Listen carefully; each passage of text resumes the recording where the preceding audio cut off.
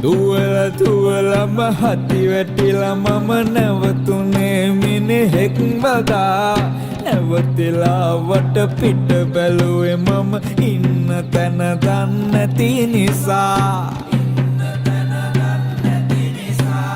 මෝහිනිත් අනේ එනවා පස්සෙම රෙද්ද උස්සන් දුවදුවා අයියේ පොඩ්ඩක් ළමයා දෙන්නද රෙද්ද තාමත් ගැලවිලා අනේ මෝහිනි කොහෙද ගියේ උඹ කියලා ඇහුවා ළඟ එකා දැනුයි අපට සිරි දැක්කේ මම මිනිහා මහ සෝනා කියා